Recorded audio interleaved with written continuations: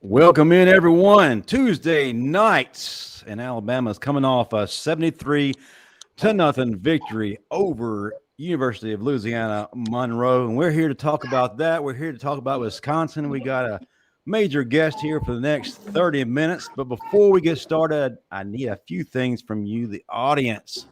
Go ahead, hit that like button, hit that subscribe button, chat. Let's get rowdy tonight. Come with it. We need to hear from you. If you're watching the replay, get in the comment section below. Show us some love there. We'd love to hear from our folks. I'm Justin Riley. With me, as always, we got the 1999 All-SEC linebacker, Marvin Constant, in the building. Just below him, the never soft-spoken, the king of the strip, Daniel Pettey. Let's go. And ladies and gentlemen, we have arguably the best, the GOAT of all wide receivers in the Nick Saban era, and arguably one of the best to ever catch a ball at the University of Alabama, Mr. Clutch. He can also receive Father's Day cards from Tyrann Mathieu, but we know him as Kevin Norwood. Welcome back, brother. Appreciate you having me. Hey, Marv, you sound old. 1999? Hey, man, listen, don't do that. Don't do that. Now, hold on, though. Hold on. I did play in 99. I was born in 79. Let's be real clear. I'm 46 years old. But make no mistake about it. It's an amazing 46, though. And now I ain't got no. Hey, are we missing somebody? This is who we got right now. This is the elite. Are we missing somebody? This is it, man. This is who you get. This is the elite crew. This is who made it. Oh, okay. Yeah, we had I must have fired. Who the hell is it? Who's the other guy? Y'all must have fired. Well, what it is we only allow the elite of guests to be in a room, with certain people. When you don't make the cut, I'm sorry, you just watch from the sideline. It happens, right? Nah, I'm just kidding, man. But no, this is the crew that's been hanging out with you, brother. We are excited to have you on. It's been a minute, and we're always glad to hear what you've got to say about Alabama. Before we get into business, man, how you been doing? What's going on in your world? I've actually been doing pretty good, my man. We're back in T-Town now, my family and I.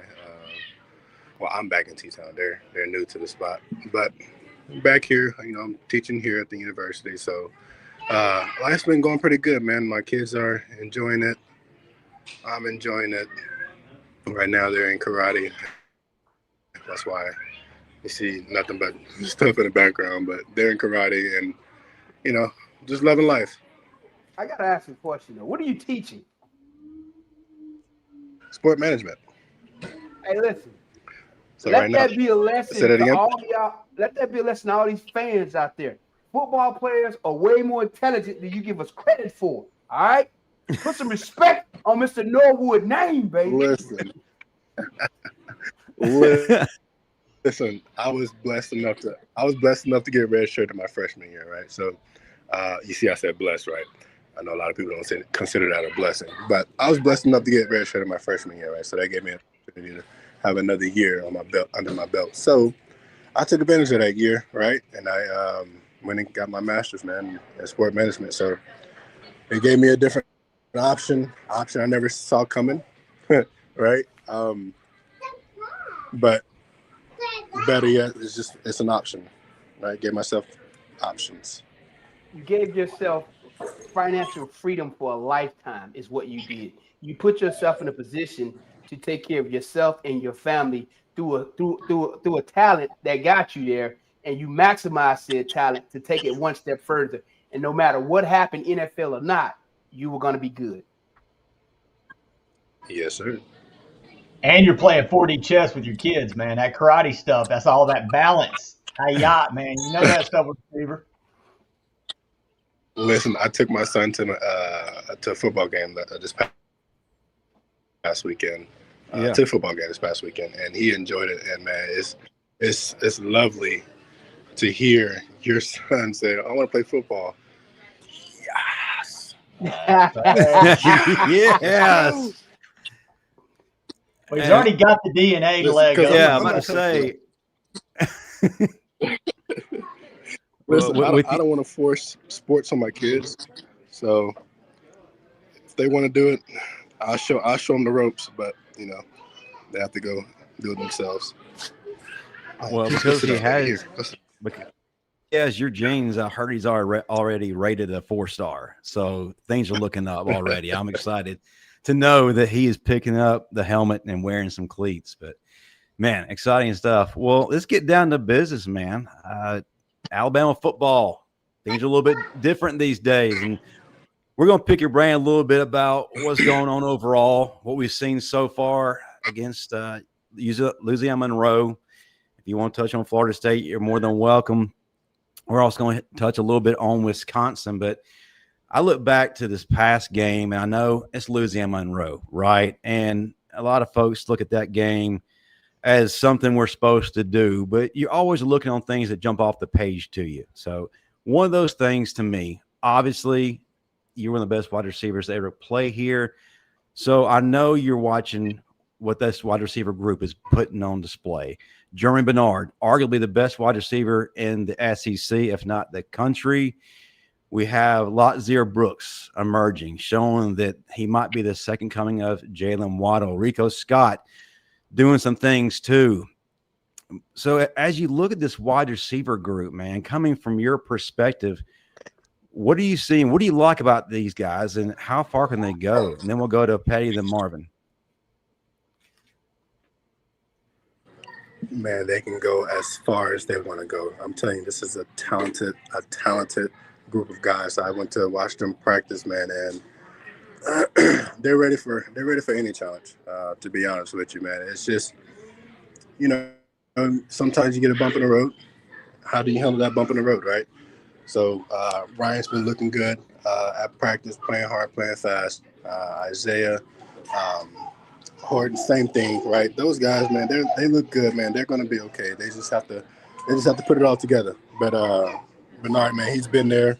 Haha told me Bernard was like me, so that means he works hard and he for everything he wants, and he goes out and competes. He practices how he wants to play. So, but those guys are gonna be great, man. It's just putting it all together and then stop listening to the noise, man. Absolutely. Pettey? Kind of to echo the noise, man, there has been a lot. When you lose the way Alabama did in that first game, where it looked like we got punched in the mouth and didn't answer a lot of times, that's when former Bama players that come from that Saban era, that standard was set, and even before, because the Bama standard was there well before Saban with my man Marvin here. But, we had AJ on our show going off. Marvin showed up with a bag on his damn head. You just mentioned the noise. What do you say to these guys inside the locker room to kind of regroup? Yes, he did. He showed up with a bag on his head. What would you say to these guys to kind of regroup and focus inside the locker room? Hey, it's long season, or what would you say to these kids? I would walk in with my Coach Saban cap on and tell them to control what they can control, right? Continue to go out and practice how they want to play, right? Continue to get the ball in, practicing fast and practicing hard, and just listen. You're in Alabama, right? The stage has been set, the standard has been set, right? So go out there and do what you do best. That's the reason you're here. Go out there and do what you do best, right? And just continue to work, man. The noise is going to come. You got the A in your shirt, right? Or your jersey, right? The noise is going to come. You just have to find a way to cancel out that noise, right? Somebody say something negative, hey, so what, right? And I can't tell how many times I seen something negative, right, and didn't even respond. I'm barely on social media as it is, but I understand it's a different time, right? It's all about Instagram, TikTok, and all that stuff, right? How many followers you can get, how much money you can make, all that stuff. I understand that, but for me, for my mental, I would tell them put the phone down for a few and focus on yourself, right? Focus on what got you there, right? And continue to work hard. Marvin, you're up, sir. I'm debating how I want to answer this question. Here's the thing. There will always be noise. There will always be outside distractions. I get that. But at the same time, you have to perform. And when we were expected to perform against Florida State, we didn't perform. This past week, we played ULM. Did we perform? Yeah, but we're playing ULM. Hell, they did what they were supposed to do. It's ULM. So for me, it's like, I need to see you take that next step, because these next 7 games, this stretch is not pleasant at all. So now you're going to start dealing with that war of attrition in terms of body. You're going to need younger guys to start playing. You don't know who may get hurt. You're looking at offensive linemen may get hurt. So it changes how you do your protections, how fast the quarterback has to get rid of the ball. So many things change as you go through a tough stretch in your schedule. So I'm looking forward to seeing what happens these next 3 games in particular. These next 3 games are going to tell the story of this season.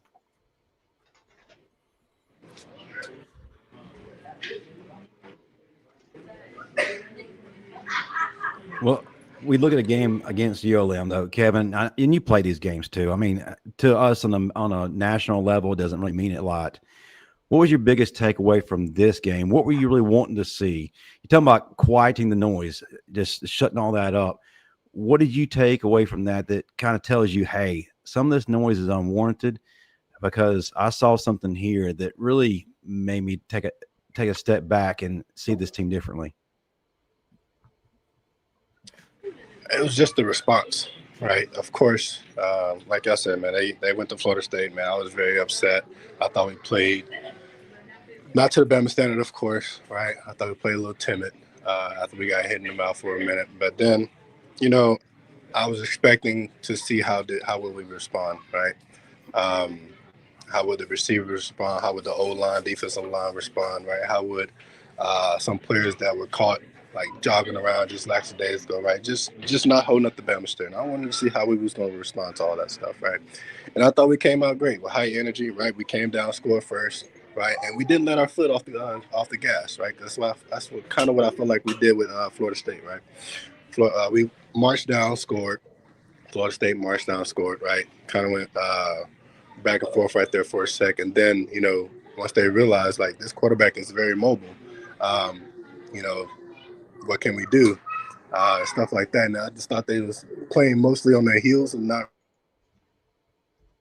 really attacking, right? So with this ULM game, right, I saw them attacking, man. I felt like they got the message, right? They canceled out the noise, right? They held that team meeting to where they held each other accountable and stuff like that, man. And they just went out and attacking.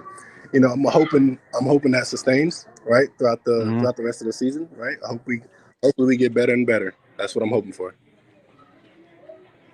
All right, Pettey, you're up, sir.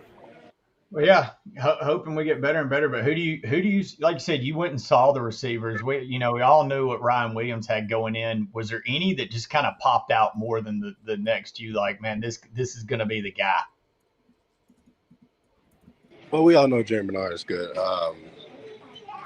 He's really good. He goes out and works his butt off, man. But Lazier got an opportunity to go out and perform, and he did really good too as well. So, and I'm glad to see Horton got his first touchdown, and to help them build that confidence and stuff like that. So, I feel like overall the receiving corps did pretty good. But like I said, man, I'm ready to see them against better competition and ready to see them attack.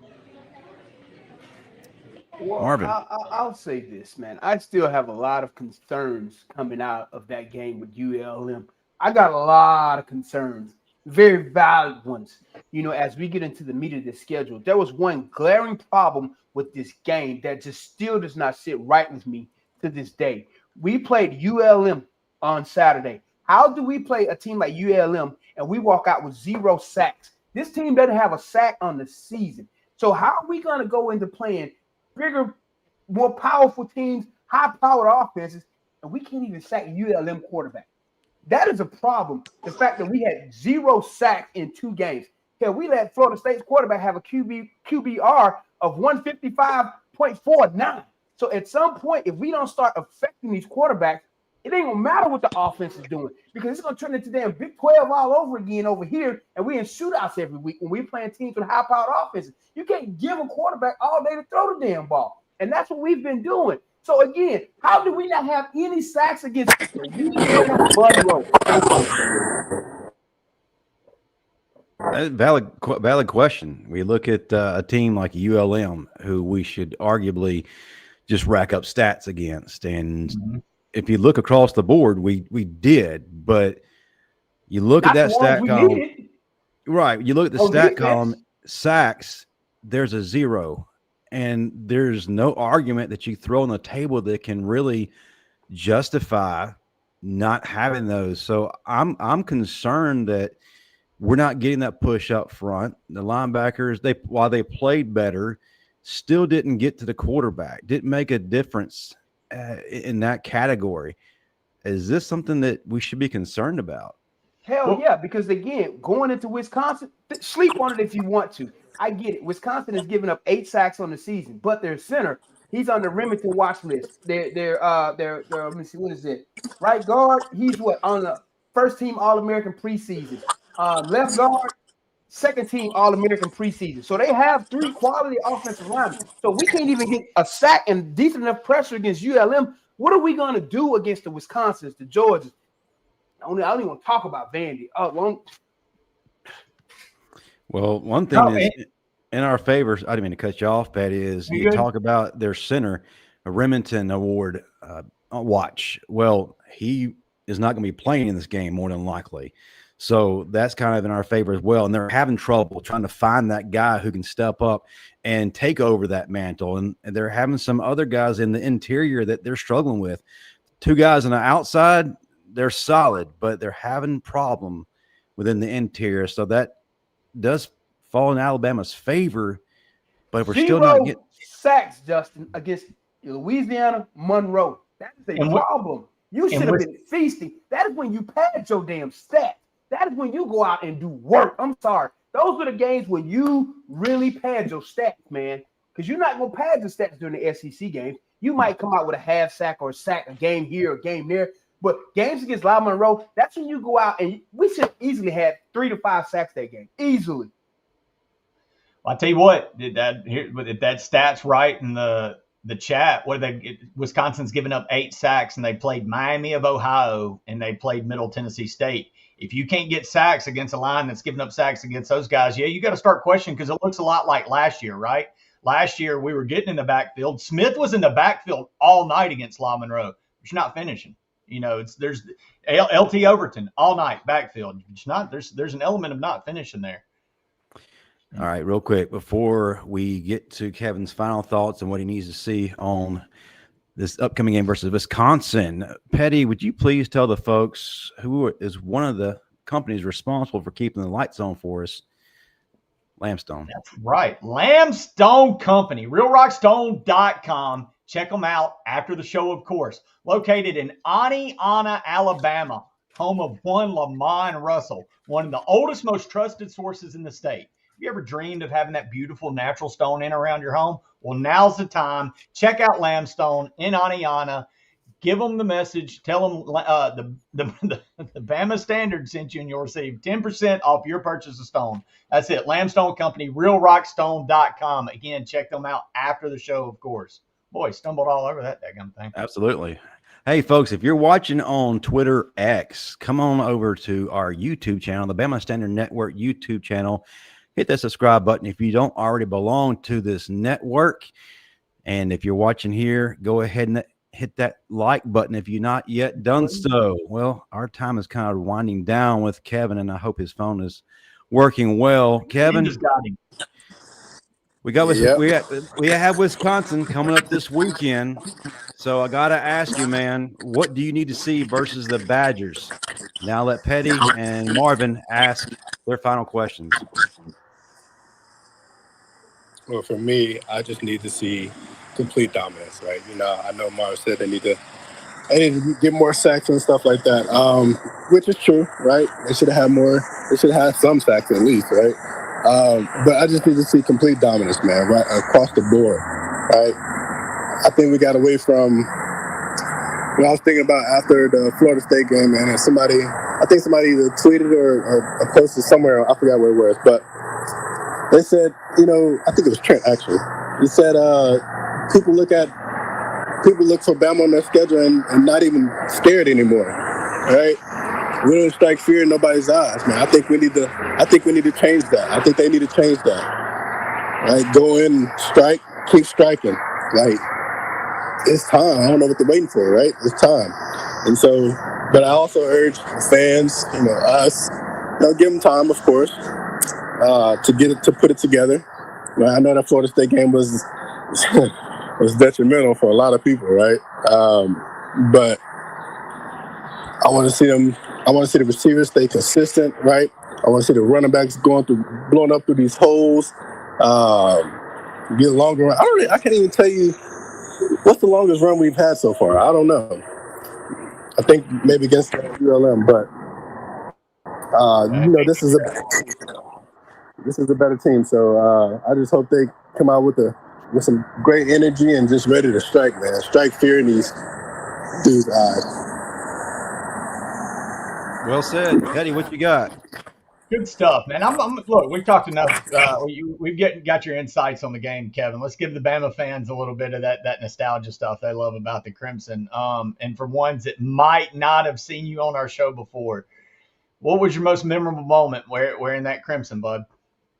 I think the most memorable moment for me was, of course, everybody keeps bringing it up, was, of course, the LSU National Championship game. But it's a different feeling for me than you all, right? You all saw the end result.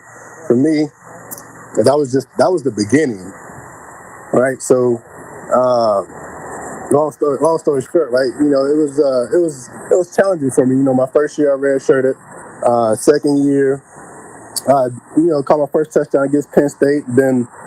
Then dove in the end zone on accident, flip, right? Got in trouble, stayed in Coach Saban's and doghouse, right? Yep. Then I didn't play the rest of the season, but then the Auburn game came around. I dropped a few balls like that. I dropped a few balls and stuff like that, right? So I was kind of upset with myself because I wasn't ready. I wasn't prepared like I wanted to be, right? I was cold. Those are all excuses. I know. That's what I was feeling at the time.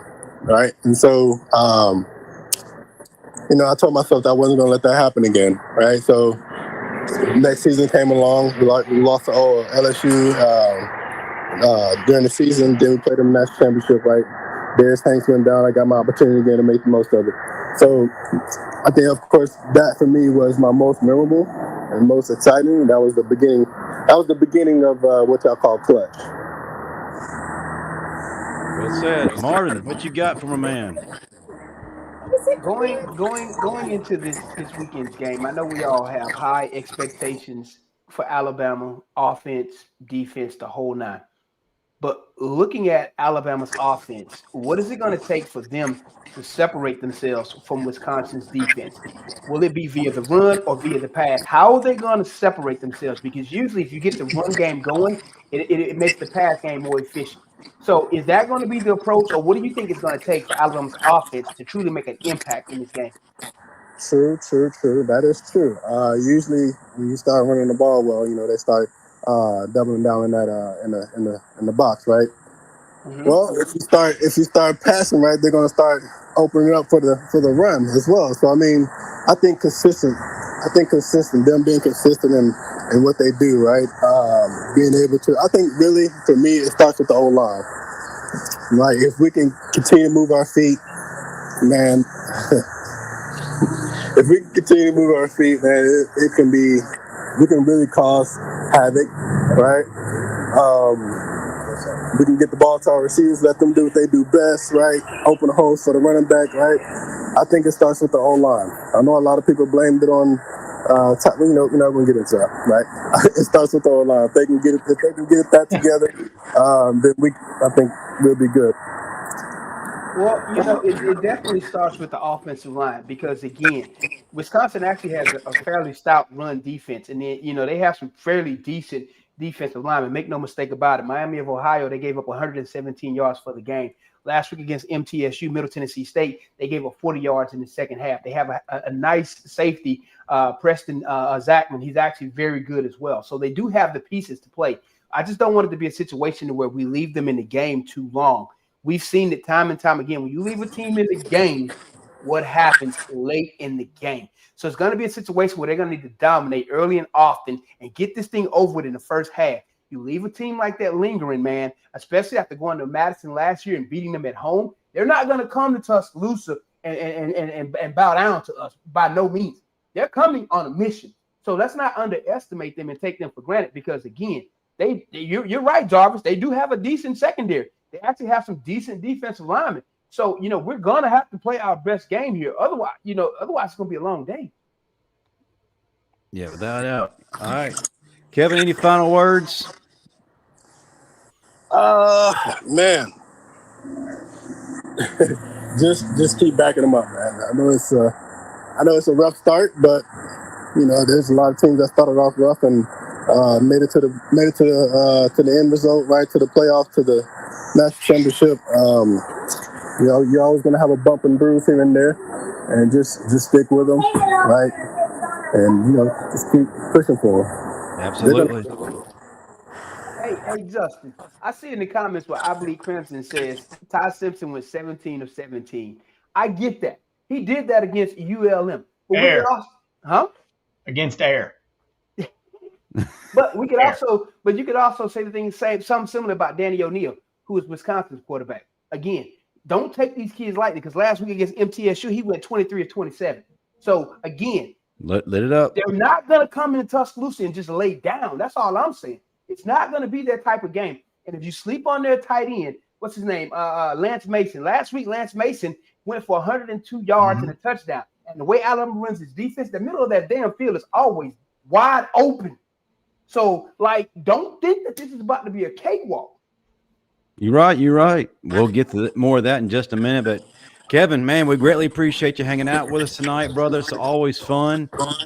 Don't be a stranger. But, man, thank you for hanging out, man. For sure. I wish I could have had more fun with you guys, man, but I'm preoccupied with this karate stuff. We get it, man. The parent life. All right, brother.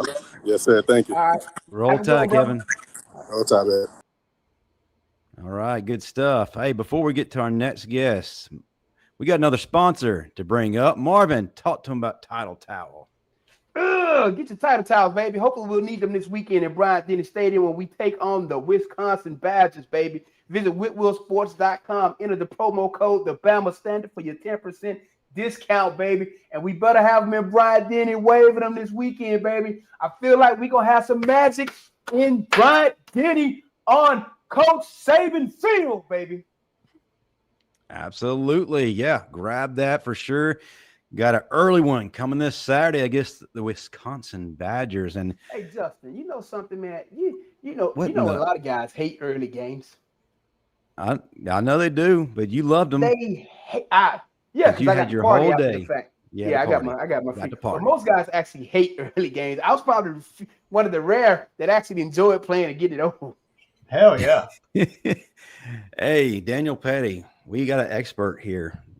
We talk about Wisconsin and we did our homework, but there's one person who's living in the trenches that is living and breathing it every day, and he talks about it as his occupation. If you would, man, please introduce our next guest. Absolutely. We had him on last year. I got to visit up there. Man, this is the voice for Wisconsin football on the internet, on YouTube. Glad to see him again, old friend. Welcome back, Ryan Herrings. How are you doing from Locked On Badgers, good sir? Man, I'm doing great. Get to be back on the Bama Standard. So even after we got off our show last year, I got to continue checking out the type of content you guys do, and it helps me elevate my game because this is just consistent quality. So appreciate that. Hope to be here. Let's talk some football. Let's go. Let's do it. Absolutely. So you had a little bit of a chance to listen to our take on Wisconsin. So I'm sure you got some ideas in your head of what directions we're going to go. And the Bama fans really need to get a firm grasp in what you're bringing to the table. And I want to start out with the quarterback situation. Just like last year, unfortunately, you lost your quarterback, and it looks like it's possible again that Billy Edwards Jr. may not play, but that's okay. Danny O'Neal, Danny Dimes is coming in. He's labeled as a future, but the way he's playing, he may be the present. So I got to ask you, first and foremost, quarterback being the most important position on the field. How comfortable are you now with him under center and having his first road game against Alabama? I mean, that's a great question, right? Just like, he had a tremendous game last week against, a subpar opponent for sure, Middle Tennessee State. And just like you probably shouldn't evaluate too much based on that, I hope fans don't evaluate too much based on his first start in a road environment, which just happens to be at Bryant-Denny. Like somewhere in the middle of those two things is probably going to be who Danny O'Neal is. I will say this, Badger fans for the third straight year have lost their starting quarterback. 3 years ago, Tanner Mordecai in the middle of the season. Last year, Tyler Van Dyke. I'm sure Bama fans remember that one. This year, they bring Billy Edwards in. He'd been started for Maryland last year, Big Ten experience. He was a clear-cut guy. First half against Miami of Ohio, he goes down, and Badger fans, I was in the stands, and the guy next to me said, I can't say what he said, actually, because I don't know what your show is rated. It gets the E rating quite often, Ryan. It does. It varies. But it was apocalyptic in the stands because for the third straight year, you lose your quarterback. But here's the thing. Here's what they did differently, this staff, and I have to give them a lot of credit for this position. They went into this offseason, and they insulated the quarterback spot much, much better than they did last year. So they bring in Daniel O'Neal, who was a starter last year at San Diego State. Had a 12-6 touchdown interception ratio, 60+ completion percentage. For a backup quarterback, you don't get much better than a Danny O'Neal. And he came in last week. He moves the pocket. He's pretty athletic. Think of him almost like, not to this level, but kind of like the Iowa State quarterbacks, like a Purdy type. Not Purdy, but he's more athletic than he looks. He moves the pocket. He'll get 7 yards when he needs to. Full of guts, intangibles, pretty accurate, not a great arm. So that's kind of the archetype that Bama fans are going to see with Daniel O'Neal, someone who's a gamer, someone who will run, someone who they'll give him some read pass options. They'll get him outside the pocket, some option looks, and then someone who's going to make the throws that are there. But if you force him to throw into tight windows, if what the throw he needs to hit is a 30-yard out across the field, he's not going to be able to do that, especially against a secondary with the caliber of the athletes that Alabama's going to have. So all that wrapped up, I think Badger fans are pretty excited about who he is as a second string quarterback. They feel much better about this than last year when they had to pivot to Braden Locke. And I think they're excited to see him in a game against Alabama on the road. So I think you summed it up really well. He could be the guy of the future for the Badgers, and we feel better about it this year than we would have last year. Well, absolutely. I'm looking forward to seeing how they approach this game because me as a coach, I know Wisconsin likes to go tempo with their offense, but do you really want to go tempo and you're going 3 and out and you're giving Alabama more time on the clock and more possessions? So are they going to try to lean more on the run to slow the game down and let that clock run and turn it into a slugfest opposed to trying to turn it into an up-tempo game? Because, again, with that up-tempo, that clock doesn't move as much when you're getting those incomplete passes when you're trying to run that tempo. So it does favor Bama if you're going to go tempo. But if they slow the game down and try to run the ball, I think that will play more into their strengths. I don't know what their game plan is, but that's what I would do to this defense. It's a great point. I think so. Another change, and Bama fans are really sharp. Bama fans know ball. Last year, Phil Longo was the offensive coordinator for the Badgers. The air raid just didn't work at Wisconsin. To your point, the tempo didn't work at Wisconsin. So Jeff Grimes comes in, formerly of Kansas, formerly of Baylor, formerly of BYU. You're going to see a lot of eye candy now. It's going to be tempo at times, and then other times it's going to be, can we manipulate the middle of the field? Can we get the inside linebackers flowing left and then hit them to the right? Two of the biggest plays that the Badgers hit last week were a 61-yard reverse off kind of a counter option look, and then they hit a 31-yard reverse. So you mentioned Lance Mason, Coach. I thought that was a great point. They use him kind of like if you guys watch Coach Shanahan and all for the 49ers, Kyle Juszczyk, they use Lance Mason like that. It's a Swiss Army knife. They'll drag him across the field. They'll run a fake option to him, then run him to the seam. They hit a wheel route to him the other day. They hit him on outs. So it's a lot more misdirection now. They want to play with the eye discipline of the inside linebackers, the safeties. They do want to run the ball, but then they're going to try to hit you with something on the outside or some type of misdirection or a big play action pass. And our eye discipline at middle linebacker has not been good at all the past 2 seasons. So I'm hoping that's Achilles something heel. that they'll work on. If you go back to when we played Florida State, Coach Malzahn, he loves to run all that motion, the window dressing, the eye candy, to take your eyes off what's most important to you, which is your keys. If you pay attention to your keys will always pretty much take you where you need to be. But that window dressing throws people off, and we took it, and we took the bait, and we fell for it, and they monopolized it. So I'm hoping that's not going to be the case this week because, again, when you start running all that motion and you start having to readjust coverages and who's going with who, now the quarterback knows if it's man, he knows if it's zone, is it single high safety, is it going to be man free? Is it going to be zero? Is there going to be a wrap in the middle of the field? You can tell so much by the motion and the set. So I'm hoping we don't get caught in the window dressing. Just play damn football. That's all you got to do. Stop trying to be cute and match other people's cute. Play football. Defense. It's easy. Man. Ryan, if you didn't know, Marvin's a former linebacker at Alabama. It catches midway through speech. Sometimes it kicks in. I don't remember, but a guy may have come on your show and give a little bit of a warning about the Phil Longo offense last year. Yeah, I do remember this. That guy happened to be correct, by the way. Yeah, man, I tried to warn you guys. I didn't want to be mean, but I'm like, guys, this guy sucks. Like, he's not good at all. Y'all will be firing him. But, man, to Marvin's point, and he was talking about the linebackers and the eye discipline. Let's be real. We talk Alabama football all day, but Wisconsin can absolutely throw its hat in the ring as one of the best running back football, churners in the history, from the Melvin Gordons, Jonathan Taylor, to the Ryan Dane the Great. I see the trios kind of split carry so far with Dylan Jones, and I love the name Tretch Kahuna. There you go. And Darian Dupree. So far it looks like they missed. Is this the old school Wisconsin run game? Are these guys any of that mold, or is this going to be a committee deal? Yeah, so it's a great question. It's a bit of a committee. For clarity, Tretch Kahuna is actually a slot receiver. So you see the carries there. That speaks back to the point we were making earlier with the misdirection. All of that. There you go. Yeah, reverses, that they'll get him the ball, and they want him to get in space. Tretch is maybe the most explosive in space guy we have. So they want to get him isolated. So he's a slot receiver. Not a great route runner, but they want him in space. For the running backs, Dylan Jones, Darian Dupree are the two guys you're going to see. Both former 4-star guys, really highly recruited players, young. So Dylan Jones is a redshirt freshman this year, scored his first touchdown last week. They're good. Like I was in practice. I've seen them. They're good. Dylan is actually a guy that I believe had either a Bama or a Georgia offer late in the process. So these are really good, talented running backs. But the problem is the offensive line. And you talk about Wisconsin, you think cheese curds, beer, and offensive line. It's probably right. And they came into the season. They felt really good about it if it stayed healthy. That's what I would say. So in the offseason, go ahead, Coach. Will Renfro be playing Saturday? So a little gamesmanship here. They're kind of, I think they're purposely not letting on with that. I do think I would say better than not chance that he plays this weekend. I mean, you're going to need him. He's the anchor to your offensive line. He's the one who's going to set all your protections. Ain't no way in hell we going to Tuscaloosa, your ass is playing. I'm sorry. You can walk and playing. I'll say this. He's a guy that would, if he can walk, he will play. He's that type of guy. And listen, Bama fans know centers. Centers are all that type of guy. So it's a great question. I can't tell you one way or the other.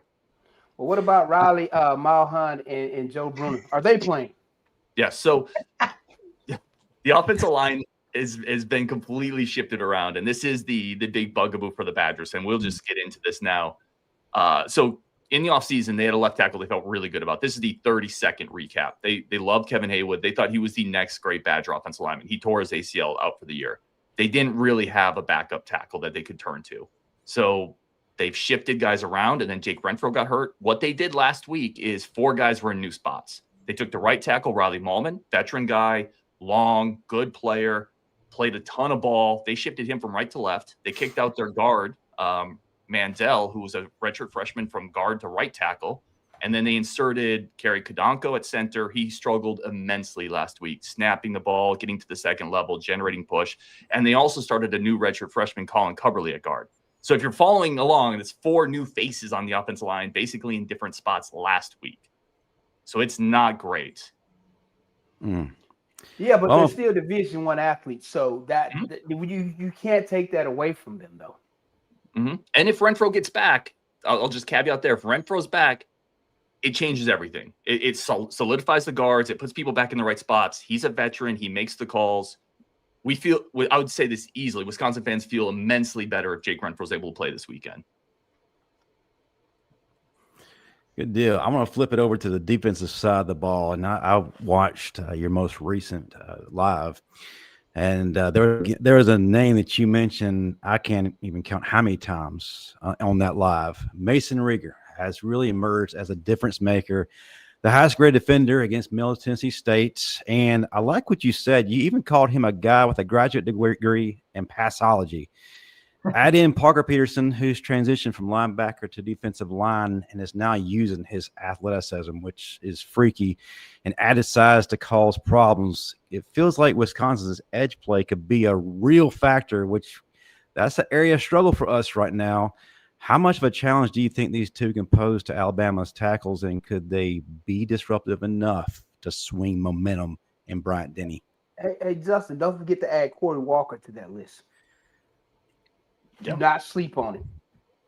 So I'll say this. The Badgers last year finished 134th in tackles for loss. There were 134 teams in college football. So this offseason, they said, we're going to go get some dudes. That was the emphasis in the portal. Mason Rieger, he came over from Louisville. He missed all of last year, really, with an injury. That's the only reason that Wisconsin gets this kid. If he wasn't hurt, he would have been in the league, or he would have gone to a school that, quite frankly, has a little deeper coffers. 2 years ago at Louisville, he had 6 or 7 sacks off the edge. There's film of him against Joe Alt, film of him against Notre Dame, Miami. He's really good. He's really good. I think I have it written on the side here. He has 9 total pressures through 2 games. That's 12th in the country. He's pretty yoked up, long, relentless motor. There was a play, and people watch my show will know this. There was a play in practice I was watching. He broke up a screen, tried to break up a screen pass in the end zone. 50 yards down the field, he was the guy chasing the running back down, trying to punch it out. It's a type of relentlessness that is unique. And not everybody has that, right? Not everybody plays hard 100% of the time. Really advanced pass rusher, will set people up inside, outside. Like I said, a graduate degree in pass rushology. He's going to play in the league if he stays healthy. So Rieger on one side. And then you mentioned Darrell Peterson coming down. He was a kind of a in-space linebacker. They've transitioned him to the defensive line. He's been really good there. And then the guy on the other side, Sebastian Cheeks, who's a 4-star linebacker, North Carolina. They had him on the inside.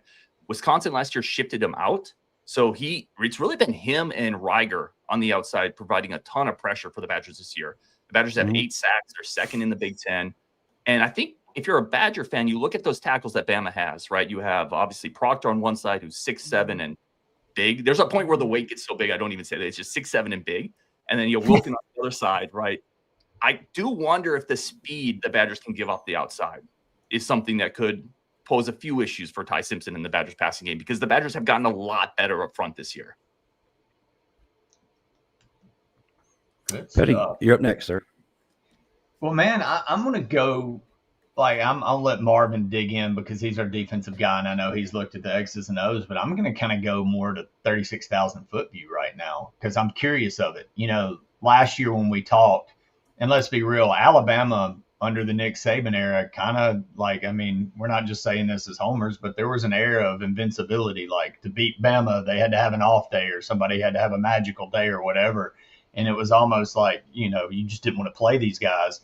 And I even kind of felt that a little bit last year from the fan base, boy, Bama's coming. It's going to be tough. And it was a tough day. But as the season rolled on, you see Alabama lose to Vanderbilt. You see them lose games to Oklahoma and play ways they don't.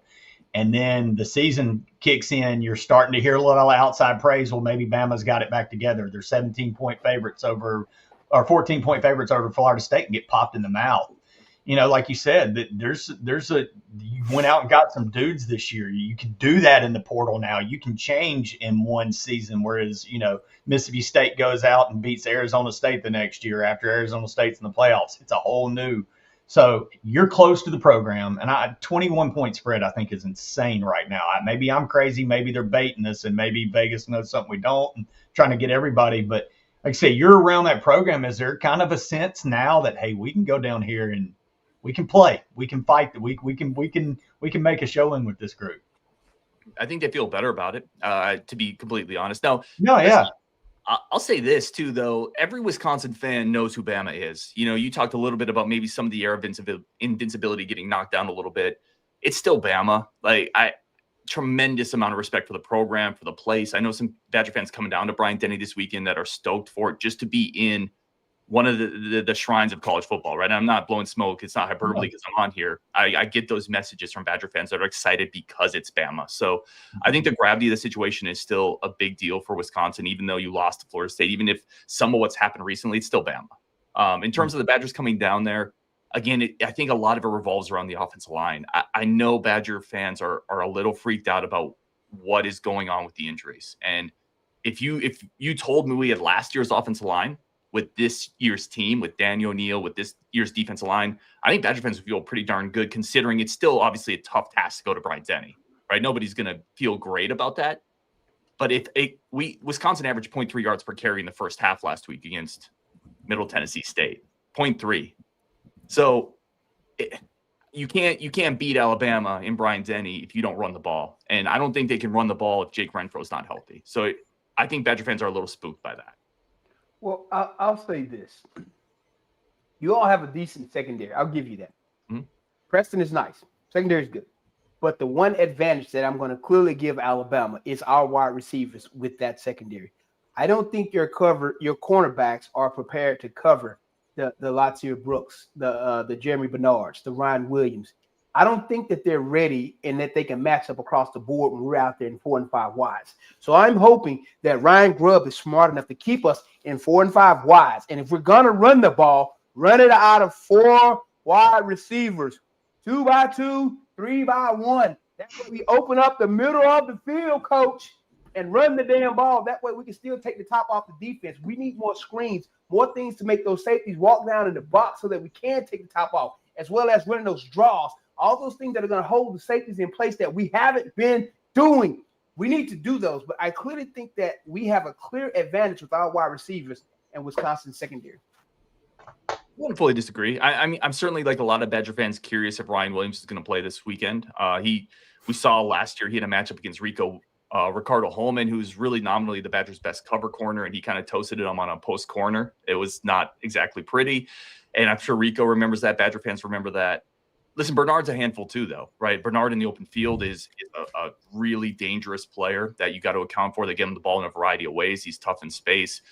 The Badgers' secondary is a very strong tackling secondary. I'll give them that. Ricardo Holman's a veteran. The safeties are veterans. You mentioned Preston Zachman. He had one of the best tackle rates in the Big Ten last year. The guy replacing Hunter Wohler, who went to the Colts, Austin Brown, is one of the more physically imposing. He looks kind of like an SEC safety. So their tackling ability has gotten better. The guy on the other side, Emilio Agard, I tell you, I saw him as a freshman. I had him on the show. I had him on the show this year. I'm like, dude, what did you do in the weight room? He said, I moved heavy things. Like the secondary will tackle and they'll be sound. Now, can they match up in space? Like I saw some of Brooks too. It's going to be a challenge. It's always going to be a challenge to match up with Bama in space, which I think comes back to, again, that key matchup we talked about. Can the tackles for Bama hold up if the Badgers are able to force the 3rd and 7, a 2nd and 9, or can Reiger, Cheeks, can those guys get enough pressure to take away some of those deep shots? So I'm not disagreeing with you. That's a scary group of weapons, man. Honestly, as offensive coordinator, I'm coming out in 4 wides, and I'm gonna sprinkle in a lot of quarterback draw. I'm gonna sprinkle in a lot of draw, a lot of screens.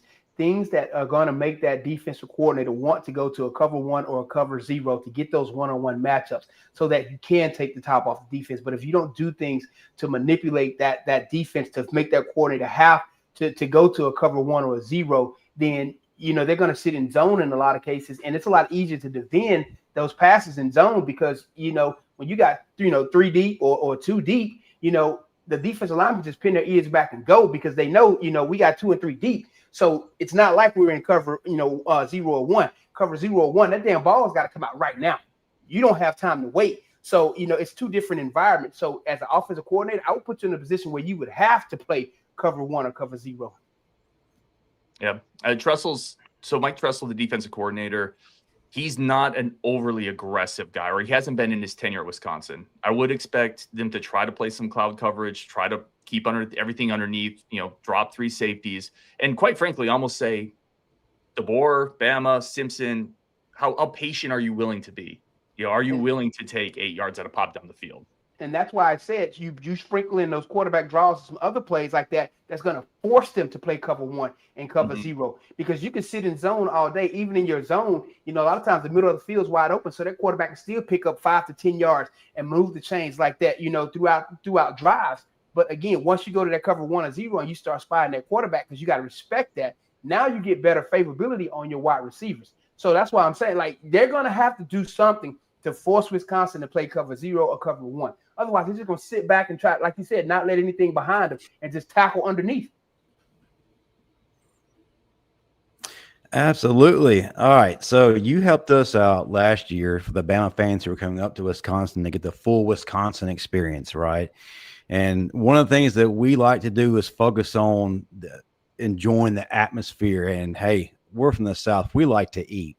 So you really helped us out with that. We appreciate that. So we're going to return the favor for the Wisconsin fans who are coming down to Tuscaloosa. We like to let them know where they need to go to get the full experience. We're going to go around the room and allow our guys to help you, as well as the rest of the Badger Nation, have a great time while they're in Tuscaloosa. By the way, I have to say this, of all the fan bases that I have experienced, and we've experienced many, y'all are probably one of the best fan bases we have ever experienced. Just phenomenal people, very awesome. No trolling. I mean, there are a few here and there always, right? But for the most part, it's been an awesome experience. We can always have a great conversation, which you really can't say about a lot of fan bases. So we love that y'all are coming down here. But I'll start us out. You got to start your day out early in the morning. You got to be fed well. So I recommend all Badgers fans go to the Stuart Waysider restaurant. That's where Bear Bryant used to eat. Get there early, or you'll be waiting in a long line for about an hour or so. And we're not kidding. It's this little bitty place. When you get in, man, you're going to be fat and happy leaving. So that's my first choice. I'll swing it over to Marvin and then to Pettey. Well, Justin gave you breakfast. I'll give you your after game meal because it's an early kickoff. So if you want to go sit down and eat, go to Cypress Inn. Get you some nice catfish or something on the river. It's a nice southern state. Hold on. I'm sorry, Marvin. You haven't been in Tuscaloosa in 20 years. There's no more Cypress Inn. I thought they changed the name to Cypress Inn Pavilion, but they still serve food. No, it's like they're gone, but the place now is the river. If you're wanting to go, it's a farm to fork. Okay. Well, in that case, all right. Yeah, if you're gonna get it to go to Sweet Taste and just get it to go. There you go. And tell Wayne Robinson Marvin Constant sent you. They nailed it. Waysider, you got to hit. It's an unbelievably old style breakfast. Again, that's where Bear Bryant ate. It's just nostalgic Tuscaloosa. The river is the hottest new farm to fork. Just if you're wanting a good restaurant to go to. But man, one thing we're known for in the South is our barbecue, right? That's what we do. We used to have a place called Dreamland. If you turn on ESPN, and that's the place they'd always talk about. But this was the old place on the hill. It's not the same joint anymore. But the place to get barbecue, write this down, Wisconsin fan, it's called Archibald's. There's one on Woodrow's, and that's the one you got to hit up. Archibald's for good old Southern barbecue. I love it. Absolutely. And if you want the whole fan experience, I recommend going to visit the Paul W. Bryant Museum. You get to see the history of Alabama unfold right before your eyes. A lot of great stuff. You won't be bored, even though you might be a fan of the other team. It's a great experience. Go over there, ask for Olivia Arnold. She is friends with us, friends of the show, huge supporter of what we do. Just tell her that we sent you guys, and she'll make sure that every one of you guys have a good time. There always are former players that are lurking around there, so you might get an autograph or two. That's phenomenal stuff. Let me reciprocate, too. Talking to the Badgers fans last year coming on the show, they loved interacting with Bama fans. It probably helped that y'all won 42-10. But they had a blast. And I'll tell you, because I was stationed in Georgia for a while, so I was stationed in the South. I mean that not that Georgia's great, but I was stationed in the South. And Wisconsin people are a lot like Southern people. You love football, kind, polite, take the time to say hi, like eating. So it's not a surprise to me that there's good vibes between the two fan bases. So no, definitely appreciate the the recommendations for sure. Love beer. I do want to give one warning. Y'all are going to get like a lot. You're going to meet a lot of like nice people like that too. It should be a good day. There's not a lot of hate from that, but y'all are going to get there, have a great day, and you're going to get in the stadium, and your fans are going to get to the concession stand, and they're going to read something that says Denny Dog.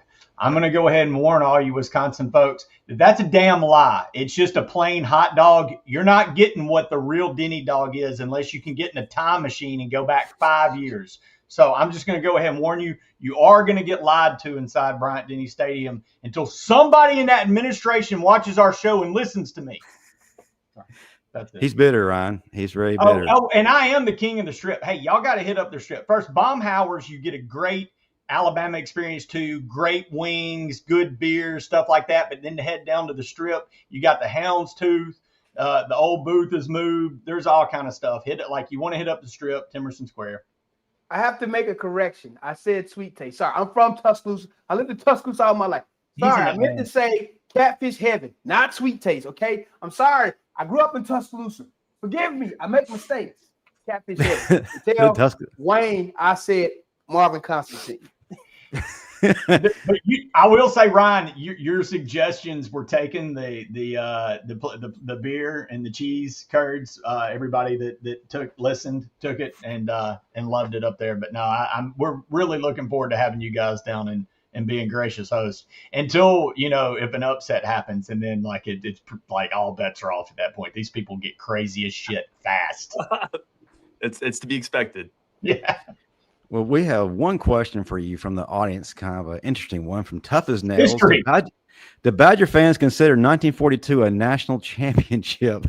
It's such a Bama question. It hurts. Yeah, right. So not alive during that time period. I think. Yeah. I'll say this: our rival to kind of the West, Minnesota, claims everything they can claim. Their coach, Yes, they do. Their coach sent their team a Big Ten West.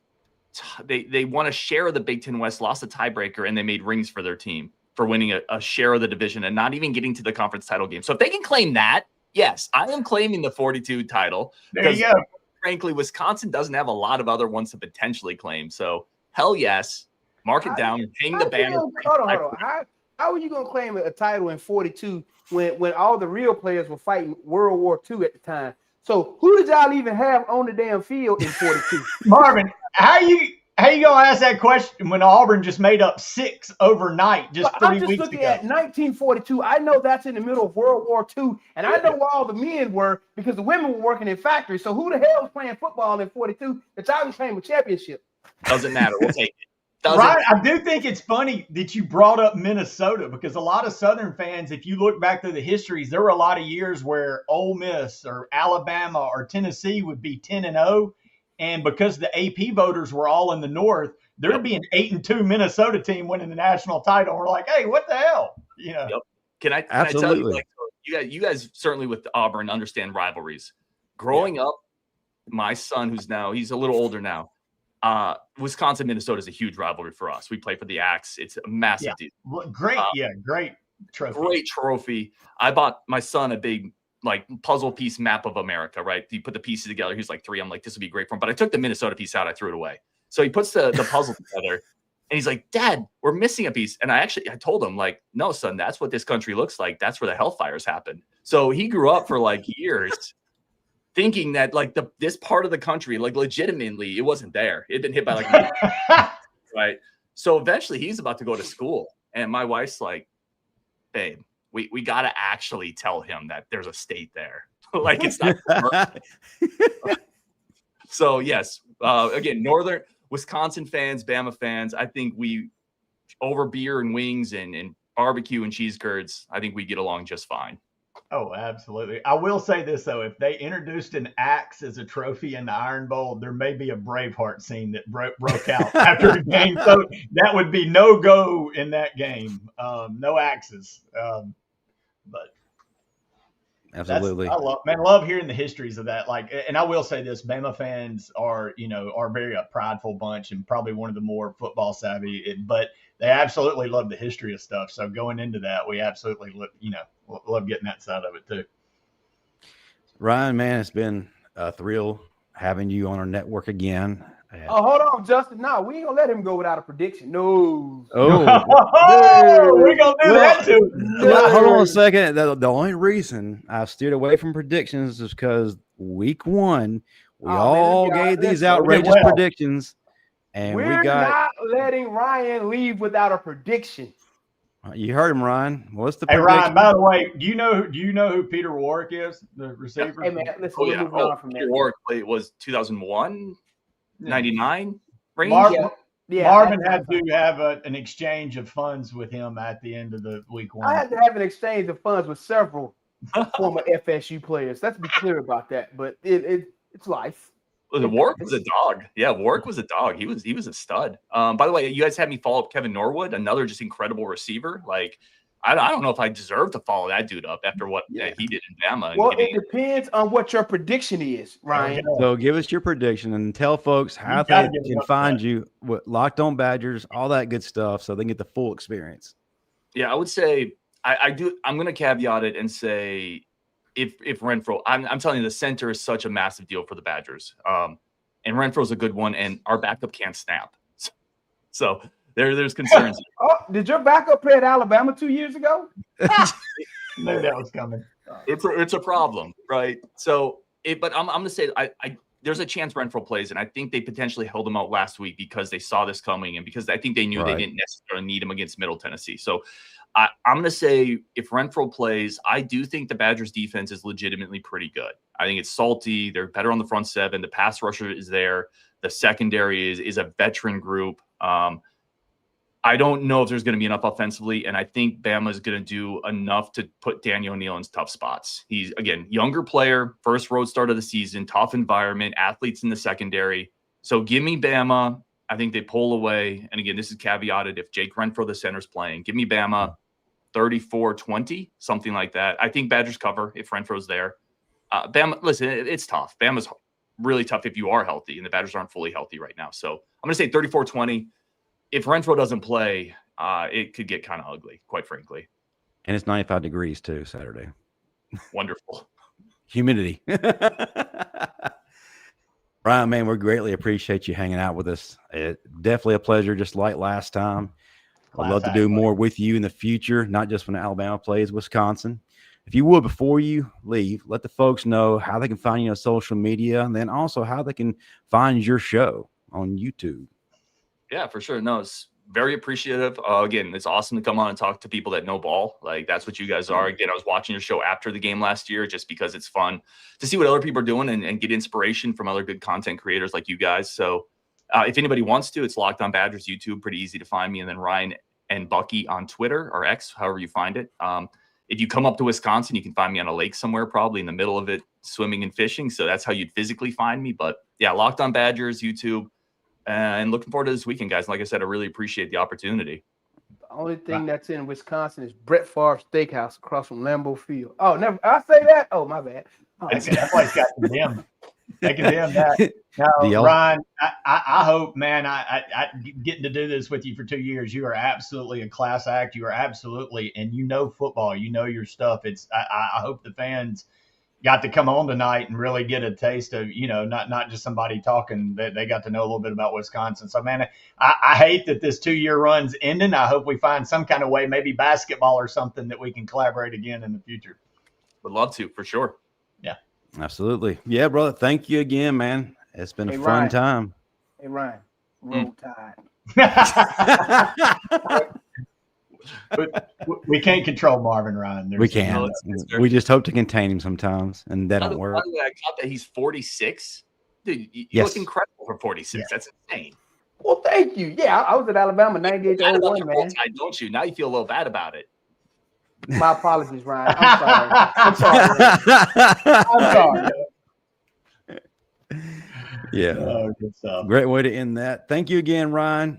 We greatly appreciate you. And we'll be tuning in to your content as well. So look for us in either your live chat or the comment section.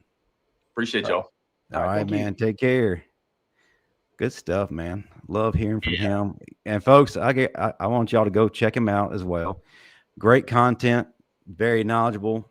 And he actually will live stream at all hours of the night. So Have that football itch late at night, you got nothing to do, go over there and check it out. Sometimes he'll be streaming at 12:30 at night. It's crazy. So, well, we got a few questions. I think the folks wanted Marvin to answer them. So let's go ahead. Well, let's see. The first one, NA, what do you think should happen with Jalen Mbakwe? Continue to let him develop. I'll say this. I know this may be not what most would say, but I'm going to say it. Pick a position, stick with it.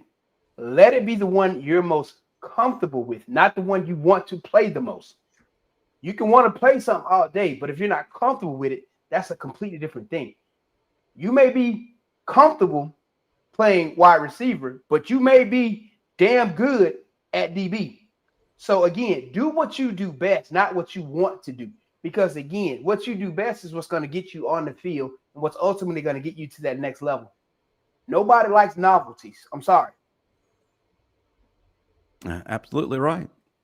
For right now, he really needs to find a home on special teams, trying to figure out a way to contribute there. Use that track speed he has, returning kicks, returning punts, just doing something to be effective. But I agree with Marvin. The coaches put you at DB for a reason, and we started to see growth and development last year when he was playing that position. Look, I get you want to be the highlight reel dude on offense, but sometimes what you think is your calling isn't it and won't benefit you in the long run. Justin, look at it like this. When you're looking at guys going both ways, we're going to look at them. Let's look at what's the kid from Colorado? What's his name? The one Travis Hunter. Travis, the Charles Woodsons, the Deion Sanders. Do you notice the names that played both ways in college? Like, well, you notice how far apart you had to go to name them? That's my whole point. This is not something that the average person can do. It's not easy by no means. So that's why I say stick a position. Now, once you get good at one position, you want to go explore at another one? Cool. But you got to master one first. I will add one caveat, and I agree with Marvin and Justin on that. It was almost like a switch hitter in baseball, too. Hey, master one side before you go to the other. But also, the kid is still young. He is insanely talented. Maybe he needs to get his bell rung and some reality put in. But when he does get settled at a spot, there is talent there. And you never know, by his junior, senior year, gets his stuff together and turns into a real, a hell of a player, because the kid is insanely talented. And the thing about it, though, Pettey, here's the reality of it. If you hadn't got on the field as a starter by the time you're a junior anyway, you're going to be replaced by a freshman or a sophomore anyway. Yeah, that's right. Yeah, true that. That's usually how it goes. My question is, ultimately, on the wide receiver side, who are you going to tell to sit down right now? That's the thing. It's a loaded room. That's the whole hell. Everybody keeps asking about Hill. The problem with Hill is he's in a loaded room. And he got hurt, and he got behind the 8 ball. And one of the most valuable things about Sorry, Justin. One of the most valuable things about football, and most precious things, is time. And that will slip away very quickly. And if you're at a place where it's not getting done, don't waste those valuable minutes doing something that you're probably not suited to do or will get the opportunity to do. All right, I believe Crimson. Facts, Marvin, what do you think about Nakai Hill-Green, number 41, and QB Reese? I think we need to see more of their body of work. I think, it's one of those things. It's hard to evaluate people when you haven't seen enough film on them against quality opponents. I mean, they were pulling people out the damn vending the concession stands to play last Saturday. Hell, I could have went out there and limped and made 3-4 tackles. So you need to see more of that body of work before you can truly assess some of these kids. So again, ask me that question in 3 more games, because like I said, these next 3 games are going to tell you a lot about this team. The next 3 games are going to tell you how resilient they truly are, because they're going to find themselves regularly in positions of adversity where they're going to have to find themselves and work their way out of it, because you don't go to Athens and get an easy W. You're going to find yourself in some adversity that you're going to have to work through. Playing against Wisconsin, you're going to find some adversity. And then we bring in that damn Vandy with that tricky ass offense, man. And you just saw what they did to Virginia Tech. You're going to find yourself in adversity because I ain't going to lie, man. I went back and I watched part of that Vandy film from last year, and they straight embarrassed our defense, man. They made us look like little leaguers. We were so out of place damn near every play. So that's why you're going to find out who this team really is over the next 3 weeks. So ask me that question after the next 3 games, and I'll give you a solid answer. I will say in the first game, he was getting run over consistently, and he looked very confused and was often out of position. He played tremendously better against Louisiana Monroe. Again, that's against Louisiana Monroe, and you can look like a superstar there, but give him some time, let him get his feet set, and we'll find out who he is. I mean, at Colorado, he led the team in tackles. He was a downhill run stopper. Colorado. What conference did they play in? This ain't that. The big this one. Ain't that. All right, super chat. Big Bill from New York, William Morris, $7. Thank you, brother. We greatly appreciate you. And then we got a big question.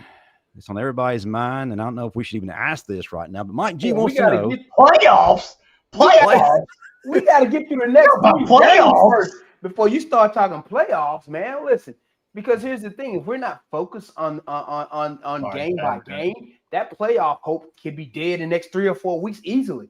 If we're not taking them game by game, that has to be the approach with this team right now. Because you've already took one loss to a Florida State team that's much improved from a year ago, but at the same time, it's still Florida State that's been subpar the last season in the playoff game before when Georgia mopped them up. So it's still Florida State. So you do have that on your resume.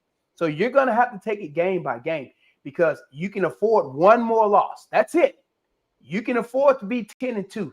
You go to 9-3 and it's dead. Nah, I'm not sold on that, Marvin. I'm not. It depends on how you lose too. If Florida State stays in the top 10, they have put the caveat on strength of schedule after the SEC coaches raised hell about it. That will play into it. If Florida State can be a top 6 team and your losses are Georgia and then one more top 15, I think 9-3 can still get you. Now, however, 9-3 will not get I will you say this though. year. Like you said, Marvin, give you a couple weeks. I want to see what the team looks like in Athens. And look, if it's a 1-point loss of a team that actually fought and gave a shit, I'm not sold. It's not a playoff team, but I want to see how they respond when they get punched in Athens. Absolutely. All right, one last question. We got D. Pickett. How many rushing yards does Bama give up to Wisconsin? Depends on if Tim Keenan's playing. I'm gonna have to dig deep into my large cranium there, D, to figure this one out. D lets me know I have a big forehead. Well, go ahead, Petty. I mean, that's Wisconsin. I mean, they like I said, they're kind of mixing it up. I didn't realize that was a slot kid. I was looking at the numbers. That's their second leading rusher is a slot guy. Jet sweeps, other things. But if their offense, I'll say this: we didn't get sacks, and that was a big complaint, right? But we were in the backfield a lot and still getting pressures. I do think if this offensive line is bad, we can disrupt the run game pretty But pretty you know bad. the thing about it, though, Petty, they understand their deficit at O-line. That's why they run their offense the way they do. A lot of quick passes and tempo. They're getting the ball out faster than you can get pressure on them. That's what they've been doing. So, again, and we haven't been getting sacks. So that's why I say if they keep doing what they're doing and run the ball a little bit more, slow it down, they can make us play to their strengths if they do that. That's a good question. My question is how disciplined are we going to be in this game with all the misdirection? Because they're going to give you a lot of window dressing, and they're going to give you that tempo. They're going to give you those quick passes where the quarterback's looking off here, and he might turn, throw it back this way. You might have one tackle or guard pulled out for a backside screen. They do. You got to be disciplined. You got to be disciplined. Got to be disciplined. Well, I'll tell you what. If this Wisconsin team's motions give this defense trouble with eye candy, good God, it is going. Oh boy. Well, here's the thing: you can't be trying to make late adjustments with a team that does eye candy, because I can promise you this: they know what the hell they're doing. You're trying to get signals on the field and get everybody else on the same page. They're snapping the damn ball. Because that was Saban's big deal, man. Just ignore the eye candy and sit and play, right? And go play, man up and play. Beat me. That's it. Beat me. Show me you have better horses than I do. Line Dominate up your and box. beat me. All right, we have gone overtime. We always have fun with the folks here in the audience, and we're very appreciative of Kevin Norwood, who joined us today in the middle of the karate tournament, and we're very appreciative of Ryan using his time to drop knowledge on Wisconsin. So we're going to start to close things up. Before we do, we're going to go around the room real quick and tell the folks how we can be found on social media. Starts out Marvin, and then we'll go to Pettey. You can find me on Instagram, Constant45. You can find me on X, Constant45, and just put a 1 on it because I'm a winner, number 1. Constant451. Absolutely. I can't follow that shit up. Look, I'm at the guy that hopes to follow Marvin around. Pettey_X. He's my hero. All the muscle. He does my workout. He's trying to be like me. Find me on the X, Pettey_. I'm on Instagram. I think it's whatever my Facebook. It's Pettey. It's not many. Look for the big four-headed guy. And you can find me here in about an hour or 30 minutes with my guys on the final whistle, talking a little more Alabama football. So, yeah. Oh, and the post-game show. We're here, man. Post-game show's been fire. So we will be on the post-game show. We're trying to get Marvin, if he can stay off damn tequila, to make a post-game show one Saturday. Hey, man, me and tequila belong together with football. Okay, Marvin acts like he's tough. He could tackle anybody. He could tackle Sean Alexander, but man, Jose is beating his ass every Saturday. I don't drink that cheap crap. Don't do that. Don't do that. You with Patron, or do you drink Patron? So Patron, if you're interested in being a sponsor, I don't drink Patron either. I actually drink Alto. Oh, see, I need to be one of those fancy. But yeah, find me there. Find me hopefully on the strip sometime soon, football season. But that's it. Absolutely. And as Pettey mentioned, stay tuned. Immediately following the game, we're going to have the Bama Standard post-game show. Also, too, if you missed it, we dropped a great video yesterday of Pettey, myself, and the illustrious Bo Scarborough. He was giving his thoughts on the toughness of this team, as well as what he needed to see from the running backs. If you missed that, when this show is over, please go and watch that. But yeah, stay tuned, man. We got a lot more coming. We got a big event coming up the weekend of the Vandy game. Once we get it all finalized, we're going to let you know.